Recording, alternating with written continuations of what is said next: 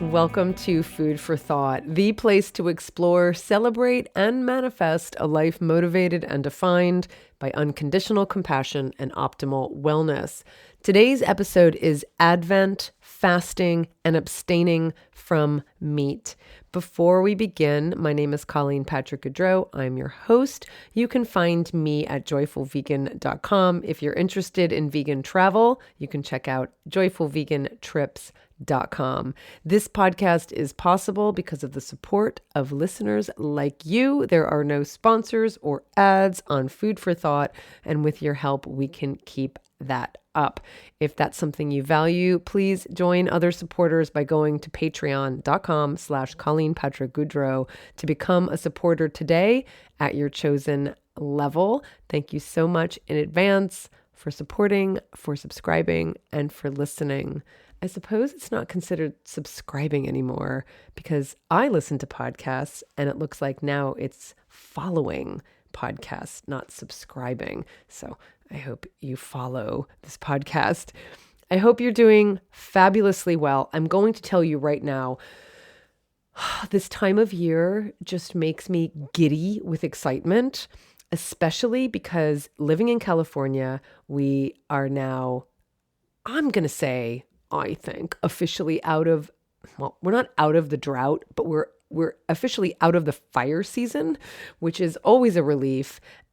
And it's been raining. I think we're officially in the rainy season. The ground is wet. The light this time of year is low and golden and beautiful.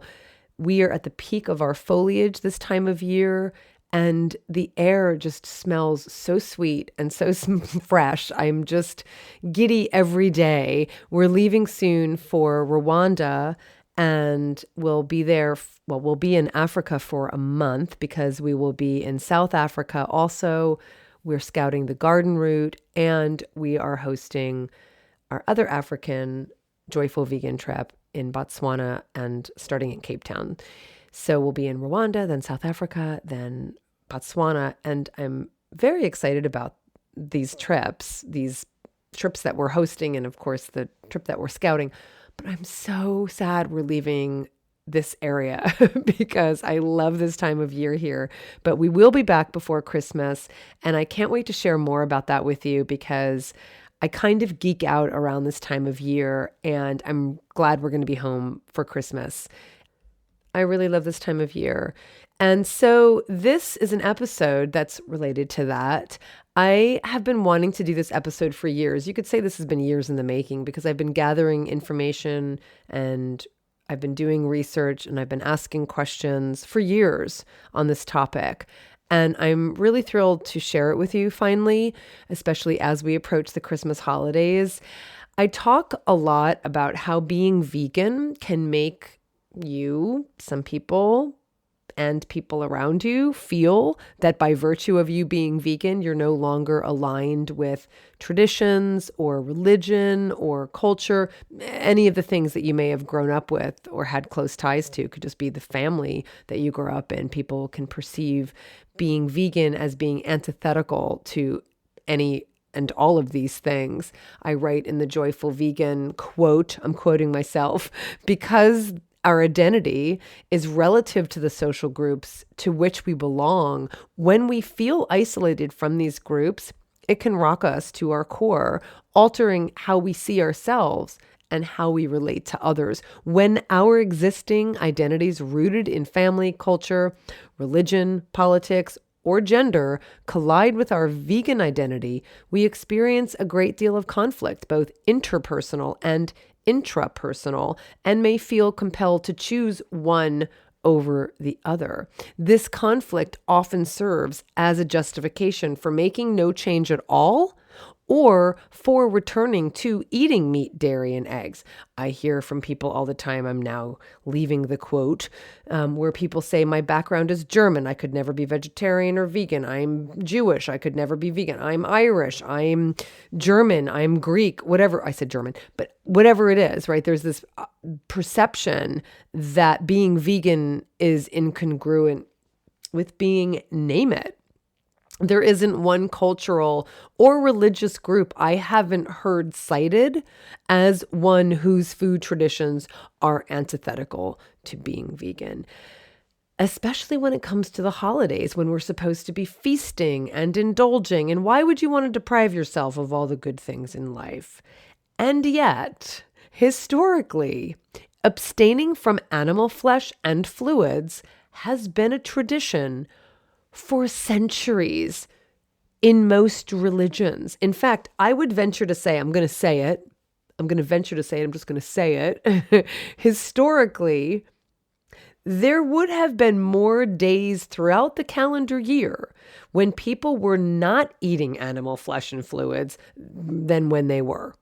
The regular, and let's be honest, daily consumption of animal flesh and fluids is a relatively modern practice. It's pretty contemporary. It's made possible only because of industrial factory farming. But abstaining from animal flesh and fluids, especially as part of religious observances, was more common, was a regular part of the calendar, especially the liturgical calendar. In this case, I'm talking about Christianity. We even have common words in the English language that reflect and support this, and I can't wait to share those with you. Now, I'm not a historian of religion in general or Christianity in particular, but I do have my own experience and I do possess a healthy amount of curiosity that leads me to ask questions about this topic, in particular, veganism, food, traditions, abstention from meat, animals, etc., right? And so it's through the lens of my experience and my curiosity and subsequent findings that I want to unpack this with you. I grew up in a mixed religious household. My father was Catholic and my mother was Protestant. And while that might not seem like a very dramatic contrast, both being Christian religions, it definitely caused tension and strain in my family. And the religion of each of my parents affected me in profound ways, ways that cannot be separated from who I became and who I am. My father came from a long line of Irish Catholics, and it was, and it still is, a huge part of my father's identity. You've heard me talk about my mother a lot in the past and her death in 2020. But I have a father as well, who I don't talk about as much. He's alive and he's in Florida and he's declining in health, but he will be 91 this January 2023. His mother died just months short of her 100th birthday. So who knows how long my father will be around. I was out to visit him a couple times this past year. And since the last time I was there, he's had a priest come to his house to give him his last rites, which, if you're not familiar with them, they're the last prayers, the final prayers and blessings a person receives from a priest that provide spiritual comfort and renewed faith that they will meet their maker. So when I say that religion is a huge part of his identity, I mean it. And he wanted it to be a huge part of mine and my sisters as well. And so it was agreed between my mother and my father that we would be raised Catholic. And so we were, and we attended Catholic school, at least until I was 10 and my sister was 12, which is when our parents were divorced and we moved to a new town with our mother where we attended public schools, and we would continue to do so for the rest of our schooling. But to say that Catholicism played a huge role in my upbringing would be an understatement. My father attended church every day. He was friendly with all of the clergy in our church and in our school, the nuns and the priests and the deacons. We went to Mass every Sunday. We went to catechism every week. Catechism is essentially instruction in the classroom instruction in Catholicism to prepare you for your first communion and confirmation and other sacraments. And indeed, we went to confession. We went through the rite of first communion and confirmation. And it was a huge part of our lives.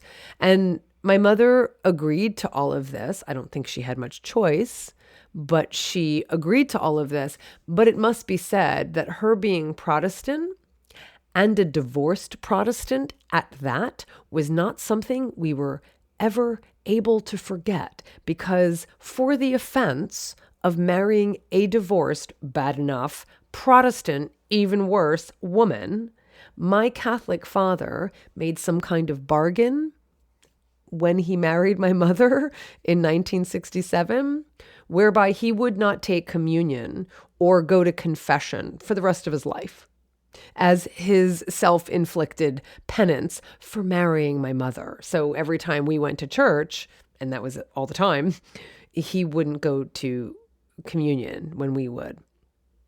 And this was his self-inflicted penance. My mother was married, for context, my mother was married for 10 years to a man she had no children with before she met my father. But for the last few years of her marriage, she was having an affair with my father. And so she left Don for my father. And it always struck me as odd that my mother, being Protestant and divorced, was the reason my father struck this bargain with God. Not that he was pursuing a married woman, which seems that would be a sin. So I have a complicated history with my family and my parents, but it's colorful and it provides great stories. So I think that was part of it. I think my father did. I think now still he obsesses over the fact that he pursued a married woman, but that's not what was communicated to me. What was communicated to me when we were growing up was that my mother was a divorced Protestant. And for that, my father sacrificed going to confession and going to communion. That's what my understanding was. And when it came time to forge my own beliefs, my mother's Protestantism was a refuge for me. And I eventually did break away from my father's religion, which caused a permanent upset for him. And like most children, like most offspring who go through the necessary process of finding their own way after having been raised in a different way, I threw the baby out with the bathwater. I rejected and criticized and judged the religion I was brought up in. I did that for years.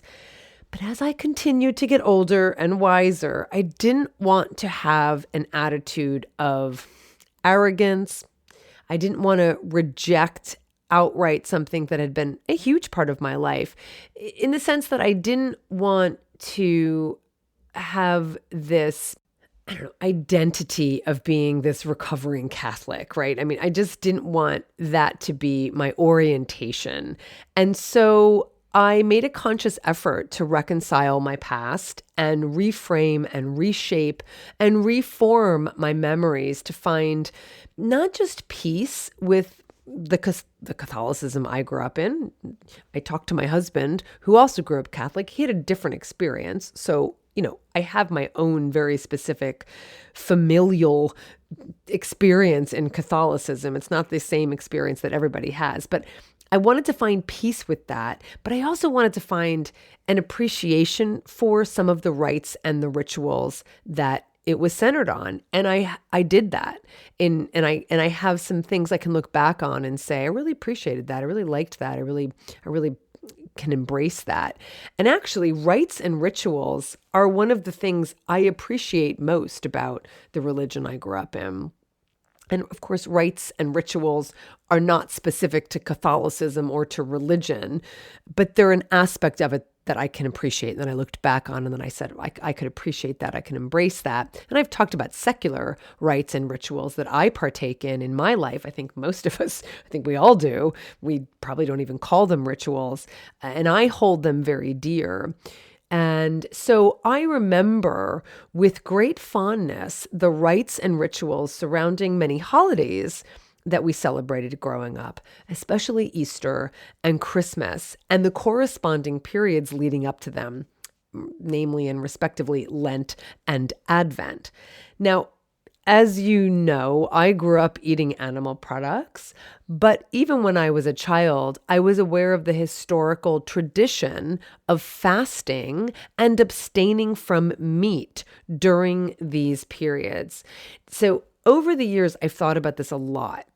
And this is why I've been wanting to cover this on this podcast for so long, because I'm very interested in the history of and the meaning of not just fasting. I mean, that's a whole other conversation about what fasting has meant historically and in religion, but really abstaining from meat. That's what I've been obviously very interested in.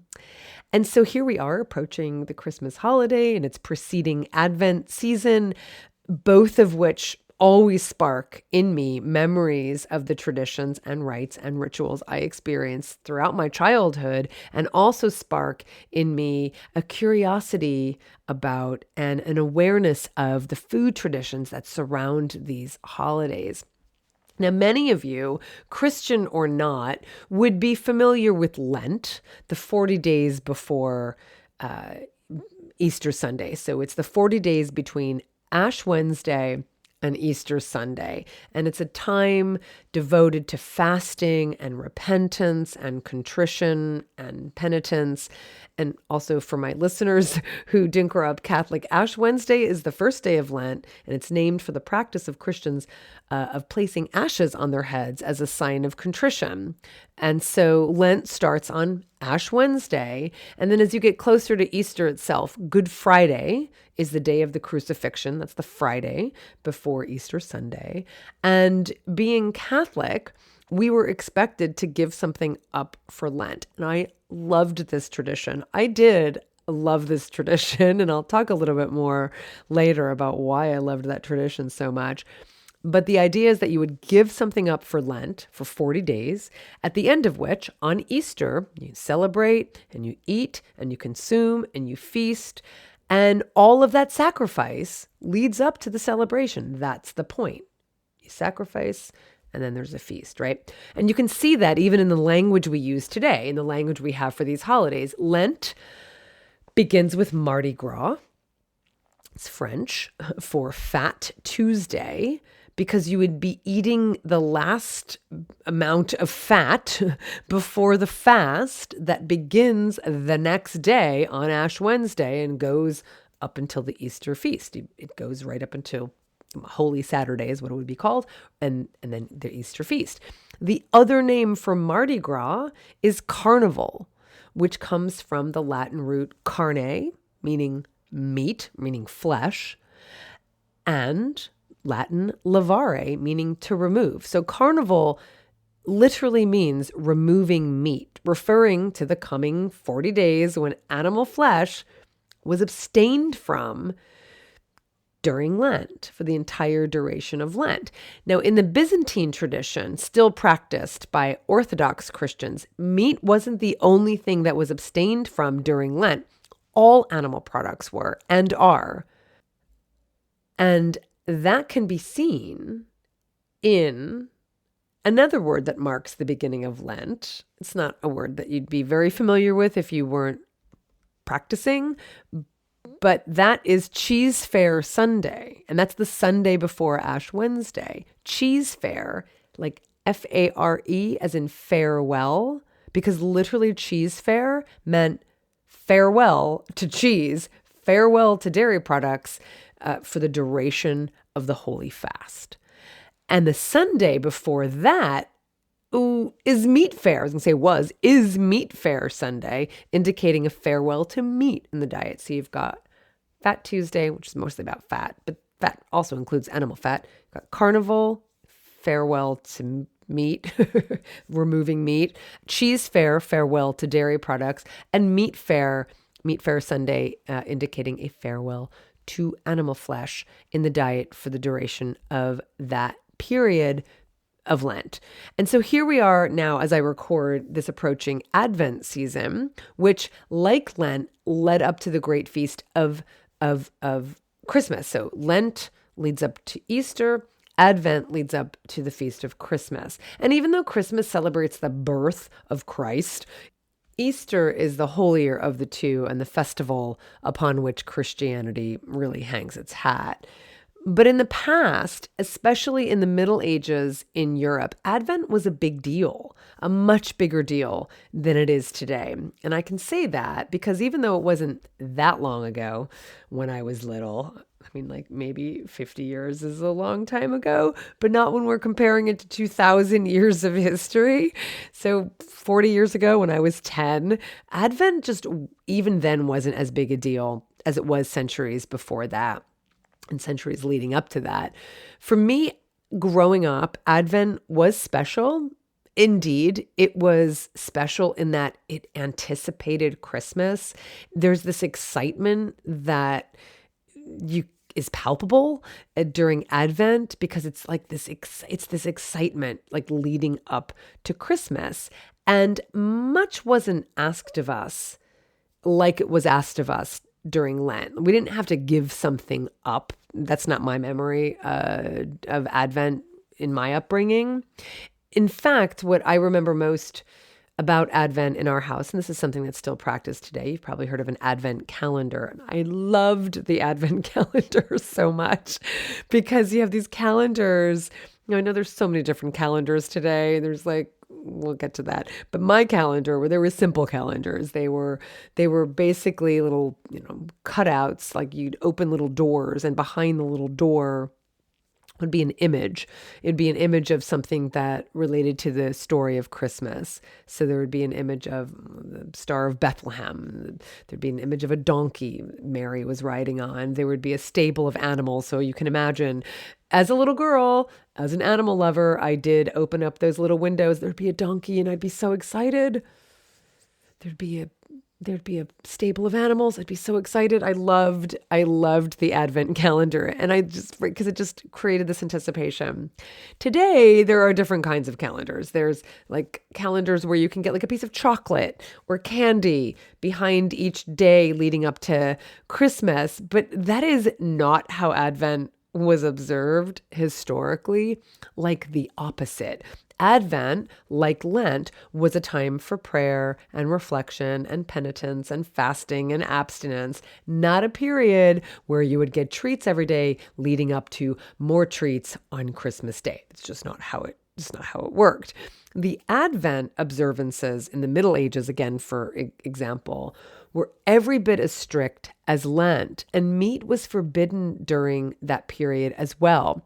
In Advent, the equivalent last feast before abstaining, again, the last feast in Lent was Fat Tuesday. The equivalent last feast during Advent, or approaching Advent, was called and is called St. Martin's Feast Day. The idea, again, being that you have this feast before you fast, right? And it was traditionally centered around eating animal flesh, particularly geese in the case of Advent. You eat lots of fat, lots of meat, lots of butter. And then the days leading up to Christmas were days of prayer and reflection and abstaining from animal flesh. And this goes back to the beginning of the Christian church. Abstinence from flesh, from animal flesh, is one of the oldest Christian traditions from the first century. The day of the crucifixion has been traditionally observed as a day of abstaining from flesh. The ancient form of Christian fasting was called a black fast. And those undertaking a black fast consumed no food during the day, although sometimes water was permitted. And then they would break the fast. That's literally where we get the word from. After sunset with prayer. And then they would have a meal devoid of meat, devoid of eggs, devoid of dairy products, devoid of alcohol as well. Now, traditions varied in different parts of Europe as time went on, depending on the location, but giving up meat was common. And in many places, all animal products were strictly forbidden during Advent and Lent. Now, there were regional differences about the rest of the details. Most areas permitted fish, others permitted fish and fowl, chickens. Some prohibited fruit, some prohibited eggs. Some places, like monasteries, ate little more than bread during this period. In some places, on Fridays during Lent and Advent, believers abstained from food for an entire day, all food. Others took only one meal. In most places, however, the practice was to abstain from eating until the evening, when a small meal would be eaten, again, without meat, without alcohol. Now, as I said, the traditions varied in different parts of Europe, but the Eastern Christian Church, one of the oldest, has always been and continues to be the most rigorous in terms of abstaining from meat and animal products as part of religious observance. The Ethiopian Orthodox Church, for example, has 250 fasting days, 180 of which are obligatory for lay people, not just monks and priests. And they follow a calendar similar to the Eastern Catholic Church and the Coptic Church, all of which call for essentially a vegan fast for the 40 days prior to Christmas, including December 25th, typically prohibiting meat, dairy, eggs, oil, and wine. Now, some traditions are ambiguous about whether fish may be eaten, and we see that across the board. This is one of the reasons Ethiopian cuisine is so vegan friendly, because their cuisine reflects their religion. Now, ironically, though, in the past, even if fish was permitted, meat and animal products were much less available to your average churchgoer, and yet they were asked to give all of this up as part of the holy ritual, as a form of penitence. Today, meat consumption is a daily habit, 3 or more times a day, and yet the notion of giving it up for a day, never mind 40 days, is abhorrent to most people. And the church rules reflect that. Today, if you're a practicing Christian, it's unlikely your church will ask you to fast for 40 days, or I should say this, abstain from meat for 40 days before Christmas during Advent. Now, canon law has changed over the centuries, kind of reflecting modern tastes. I mean, I'm saying modern, and this has changed over the centuries. But essentially what has happened is the call for abstaining from meat has been watered down. And what is required of parishioners is really not that much, right? And now all manner of meat eating during the holy holidays is allowed, as well as the days leading up to it. When my father was growing up, they didn't eat meat on Fridays at all. No, they didn't eat meat. They didn't have money for meat. But traditionally, meat was abstained from in the Catholic Church by Catholic parishioners on every Friday. Now, again, for those who are curious and who didn't grow up in a Catholic home, Friday has always been a day of penance for Christians, because by the standards of the religion, Jesus died on Friday, and Sunday has always been a holy day because Jesus rose on a Sunday. So every Sunday is like a mini Easter season, right? Every Friday is like a mini Lent in preparation for Sunday. By the time I was growing up, I do remember Fish Fridays, the idea that you couldn't eat meat. I'm saying meat to distinguish it from fish, because that's the language that you'll find is used. But land animals, put it that way, like you couldn't eat land animals on Fridays, but you could eat aquatic animals on Fridays. And that's what's considered Fish Fridays, right? And we continued that during Lent and Advent. Fish Fridays is still a thing, right? But what? Big sacrifice, right? Big sacrifice. Like we couldn't eat, we could eat meat every day, but like on Fridays, you can't eat meat, but you can eat fish. Like it's not a lot of sacrifice there. And I think this is one of the reasons, this idea is one of the reasons I think the general population doesn't associate fish as meat, right? Like the idea that you can say that you're vegetarian, but still eat fish, and people really wouldn't look at you funny.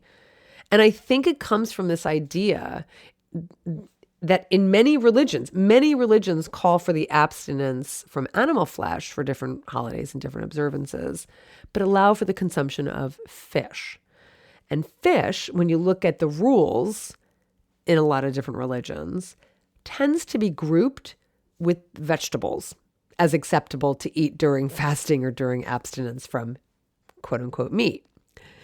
I think also in former times, animal flesh from land animals was more expensive. It always has been. You've heard me talk about this before, this idea that somehow being vegan is more expensive than eating animal is ridiculous, because land animals, it's always been more expensive. It has always been a source of luxury to consume, especially land animals.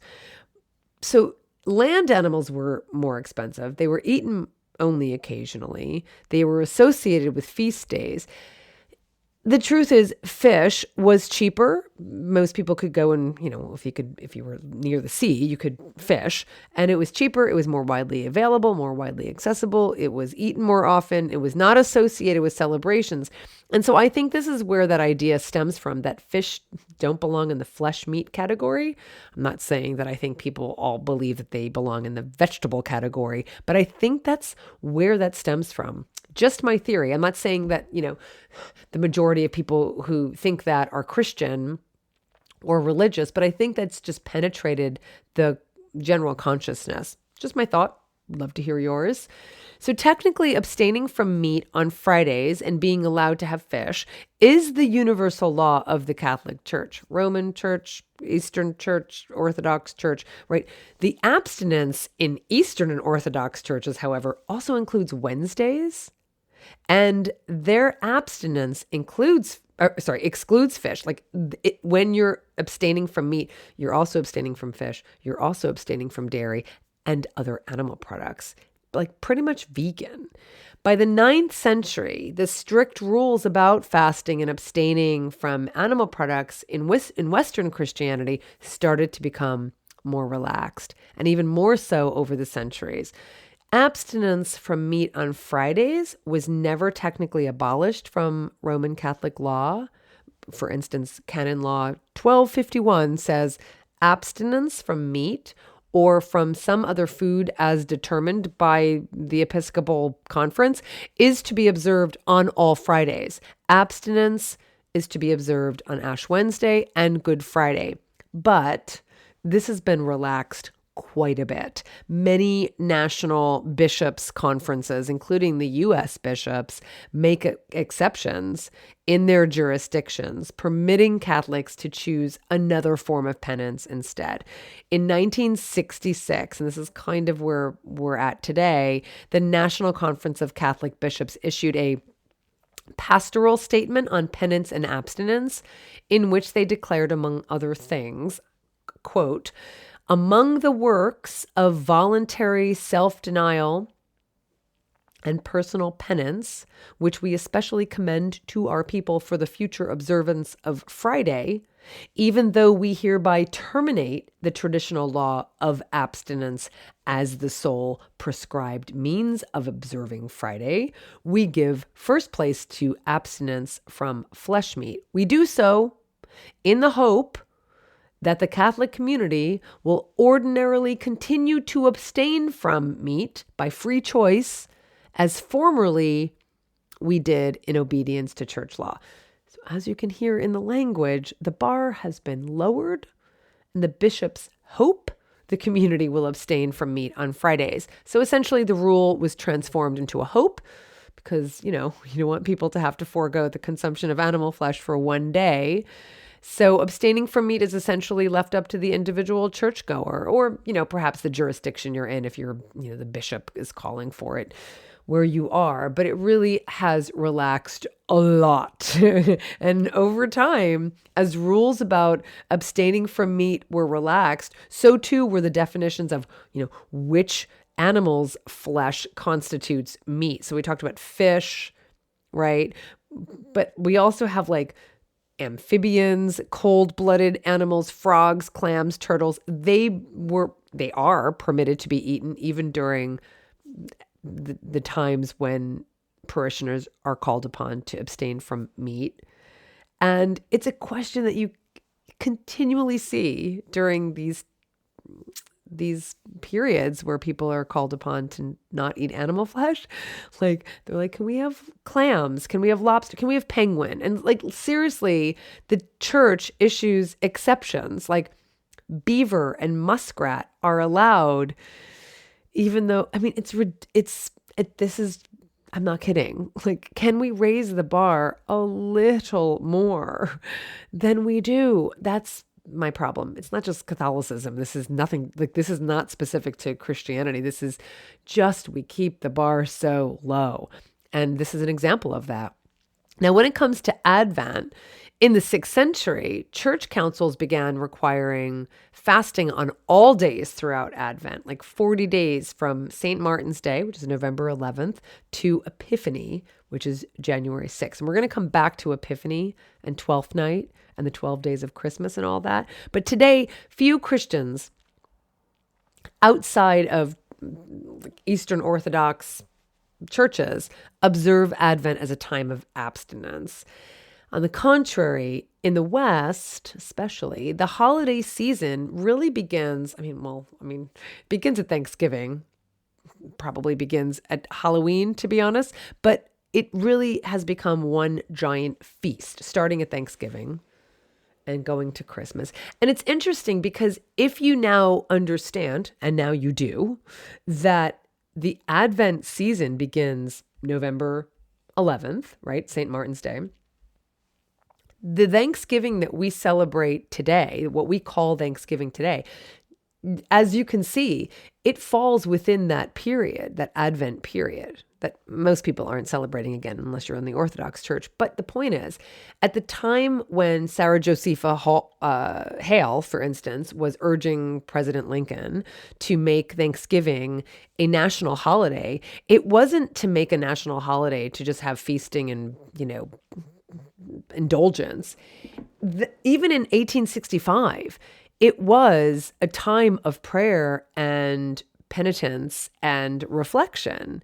It wasn't this kind of indulgent feasting that we have today, but that's where we are today. Today, this kind of feasting starts at Thanksgiving and it goes all the way to Christmas. And that's one of the reasons where it's so interesting that people say, oh, you're vegan. Like, you're just missing out on what this holiday is all about. And it's like, well, what's this holiday about?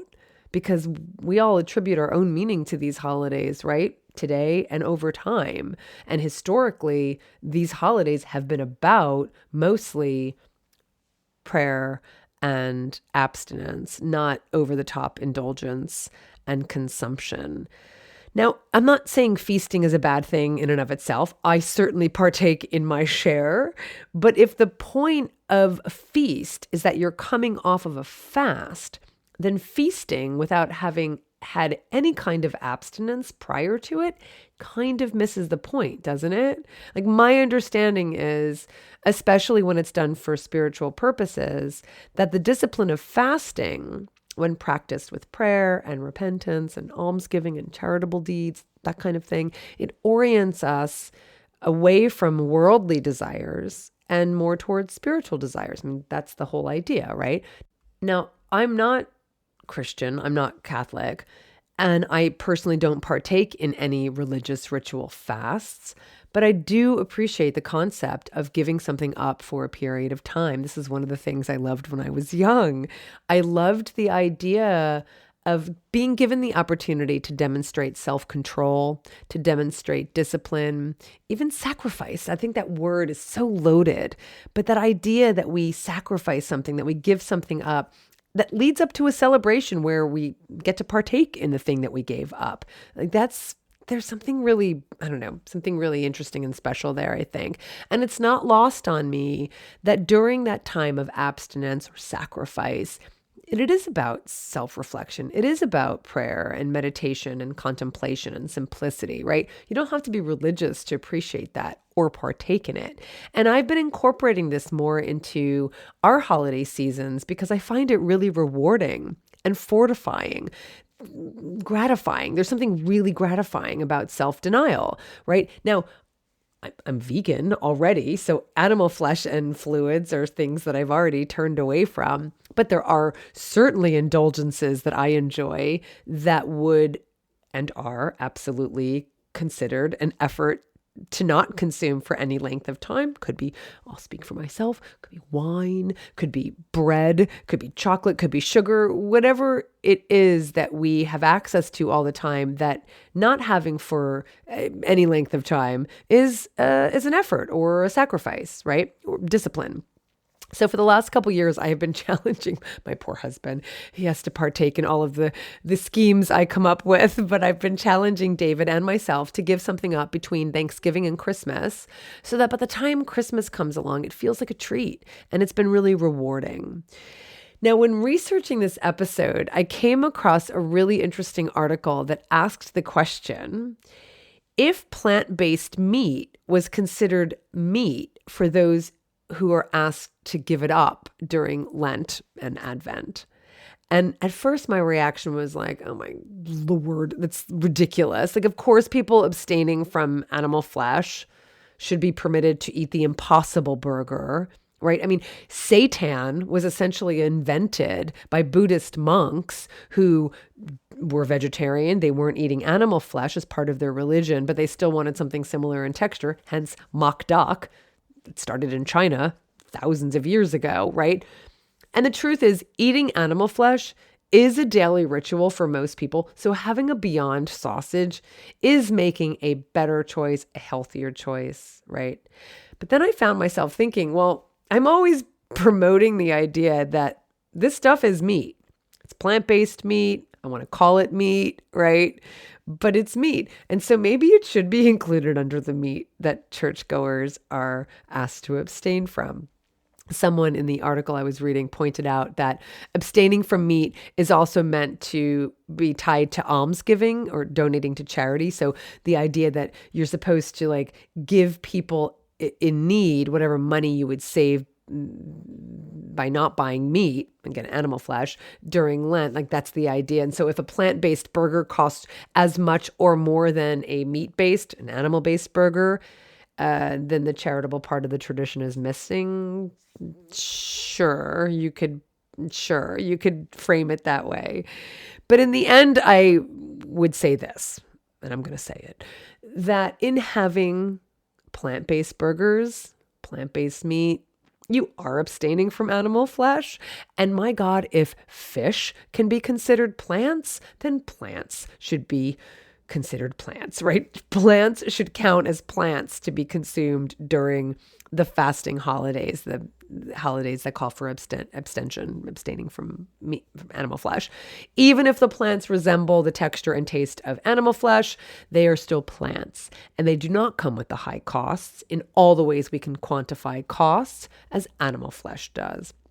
But I would say that the idea of abstaining from animal flesh is that it's about denying yourself something that you would normally have but are willing to give up for higher purposes, which means if you're already vegan, then yeah, perhaps maybe focus on more simple meals, maybe more simple than you normally have. If you eat out a lot, perhaps make the commitment to eat at home for 40 days. If you eat a lot of convenience or packaged foods, eat only whole foods for 40 days. If you eat a lot of plant-based meats, maybe focus on peanut butter and jelly and other simple dishes for 40 days. If you're vegetarian, try being vegan for 40 days. If you're still eating animal flesh and fluids, try being vegan for 40 days, right? Now I'm saying 40 days because 40 days of Advent, November 11th to January 6th, but that's not really observed by most Western Christians these days. Typically, Advent today begins on the fourth Sunday before December 25th. So I'm saying 40 days, but really we're talking about 4 weeks. And that's the point, is to stretch our comfort zones, right? To sacrifice a little in the hopes of living more intentionally, more simply, more consciously, more deeply. It's one of the reasons we see so many people give up meat. I mean, I see a lot of people take my 30-day vegan challenge. around Lent, more than normal. It's mostly Lent. It's not necessarily Advent, because Lent is really a time most people associate with giving up something. It usually is meat, because most people eat meat every day, and so it is a sacrifice. And so it's a real opportunity for those of us who are advocates. We can remind our Christian friends and family members of the opportunity to give up animal flesh even during Advent. Now, remember, historically, the fast of Advent, this period, went from November 11th to January 6th. Typically, it's about 30 days before Christmas, as I mentioned, four Sundays, 4 weeks, right? And Christmas itself, December 25th, is the big feast.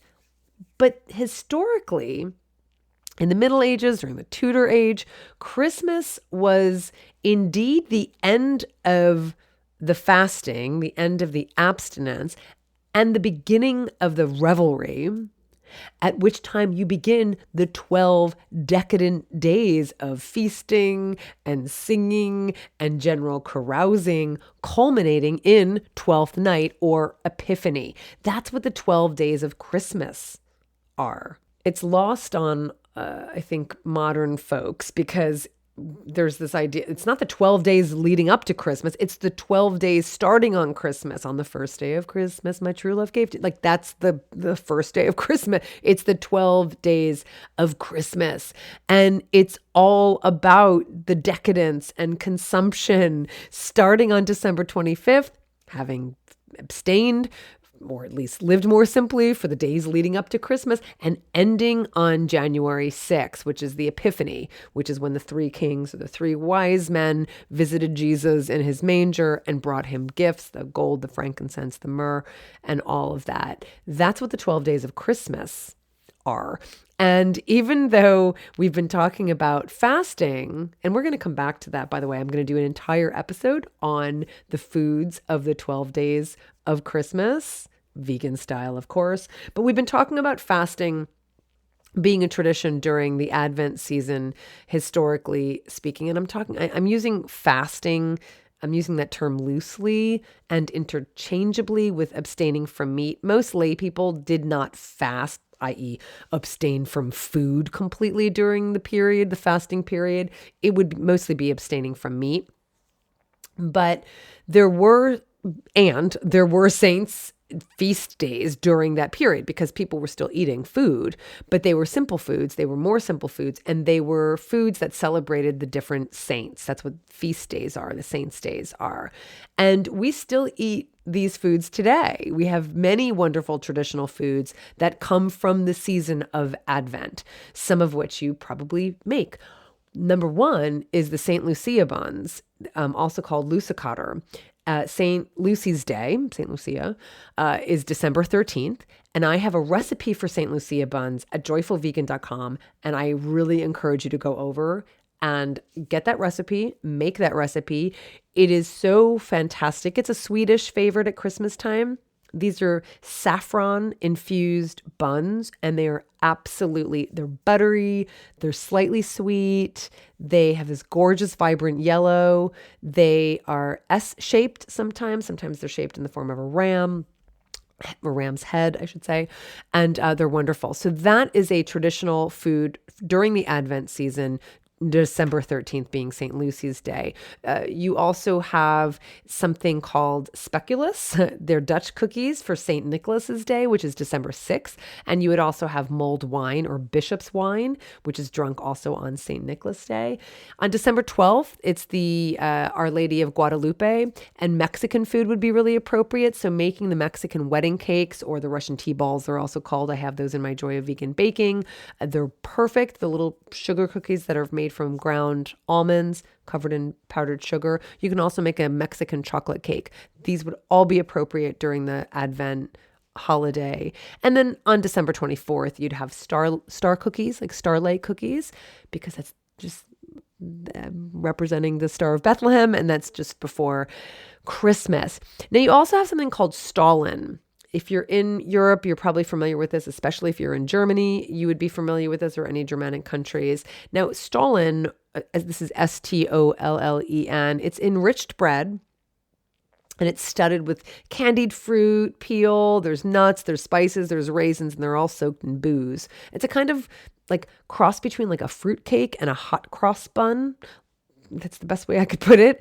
And initially, Stollen was just made of flour and oats and water because during the Advent season, there was no sugar, there was no fruit, there was no booze.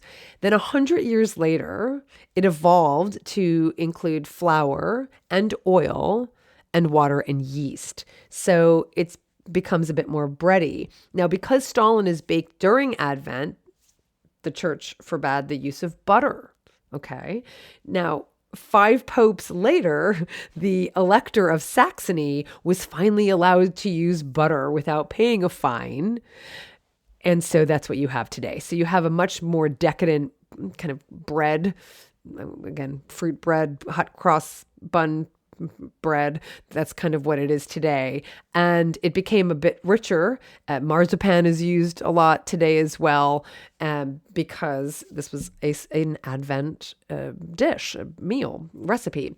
Now, vegan versions of Stollen abound. If you join me in Alsace for Christmas, and you can do so in 2023, we have just released and announced our magical Christmas trip to Alsace, where we also do go to Germany and we go to Switzerland, and we are in the Alsace region, and we have regional seasonal food that we make plant-based with the chefs that we work with. It's kind of a magical time, and it's one of the trips that sells out pretty quickly. So if you'd like to join me for that, I can guarantee you some delicious traditional Stollen suitable for joyful vegans.